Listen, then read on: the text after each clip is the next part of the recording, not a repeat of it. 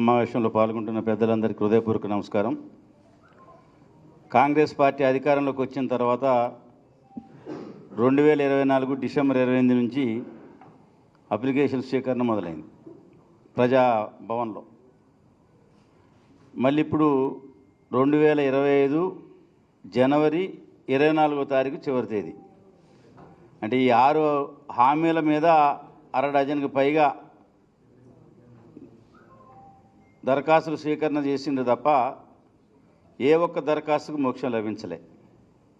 మళ్ళీ ఈ ప్రజా పరిపాలనలో గ్రామ సభలో దరఖాస్తులు కాక జ్యోతిరావు పూలే గారి భవన్లో మళ్ళీ ఒక ఐఏఎస్ ఆఫీసర్ని వేసి అక్కడ దరఖాస్తులు స్వీకరిస్తున్నారు. మళ్ళీ అది సరిపోయినట్టుగా గాంధీ భవన్లో వారానికి ఒక మంత్రిని పిలిచి అక్కడ దరఖాస్తులు స్వీకరిస్తున్నారు. మళ్ళీ ఫైనల్గా జిల్లాలో గ్రీవెన్స్ డే అని కలెక్టర్ గారికి దరఖాస్తులు ఇచ్చిండ్రు. మరి ఈ కాంగ్రెస్ పరిపాలనలో దరఖాస్తుల స్వీకరణ తప్ప పథకాల అమలు ఎక్కడైనా జరుగుతుందా? మీరు సమాధానం చెప్పాల్సిన అవసరం ఉన్నది.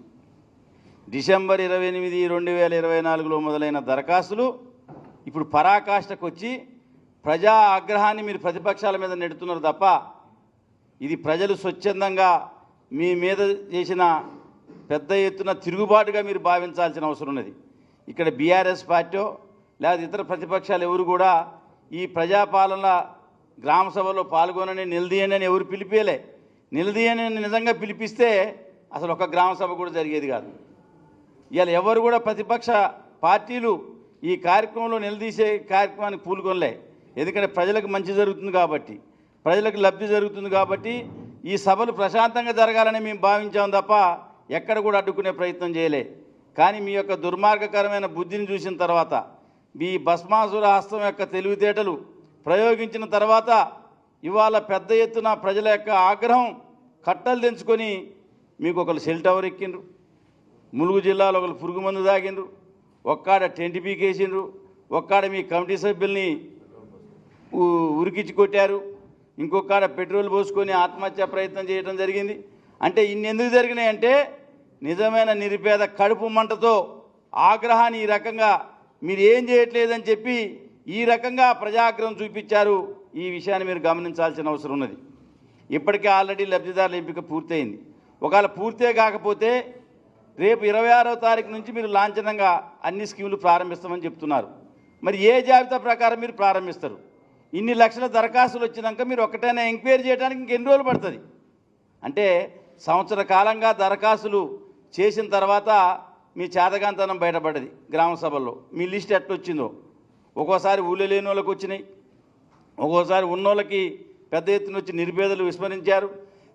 అంటే ఇవన్నీ చూసిన తర్వాత సంవత్సర కాలం మీ దరఖాస్తుల యొక్క పరిశీలన భాగవతం ఎట్లుందో గ్రామ సభలో బహిర్గతమైంది. మరి ఈ సంవత్సర కాలం సరిపోని మీకు మరి 2 రోజుల్లో రేపు ఒక్కరోజు ఈ లక్షల దరఖాస్తులు మీరు ఎట్ట పరిశీలన చేస్తారు?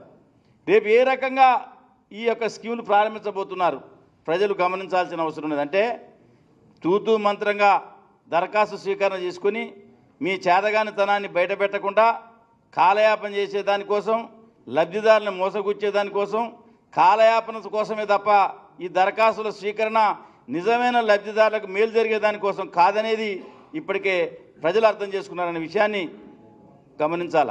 నిజంగా మీకు ప్రజలకి మంచి చేసిన విశ్వాసం ఉంటే మీరు ఎందుకని ఒక్క గ్రామ సభలో మంత్రులు పాల్గొనలే?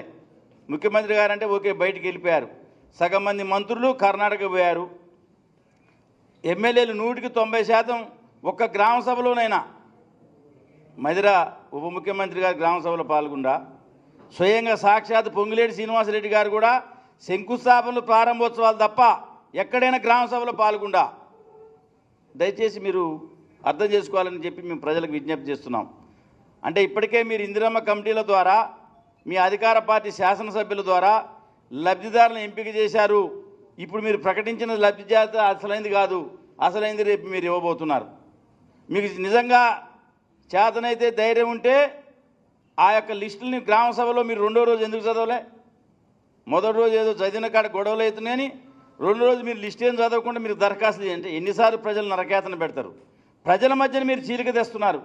నిరుపేదల పట్ల వాళ్ళ కాళ్ళు రేపు కొట్టుకునే స్థితికి మీ చేతగానితనం వల్ల ప్రజల మధ్య గ్రామాల్లో చీలిక వచ్చింది. పార్టీల మధ్య కాదు, ప్రజల మధ్య చీలిక తెచ్చారు మీరు.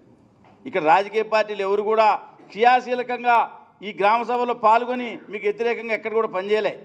ప్రజలే క్రియాశీలకంగా పనిచేశారు. అంటే లబ్ధిదారుడే తన హక్కుల కోసం పోరాడే గ్రామ సభలు మొన్న జరిగినాయి.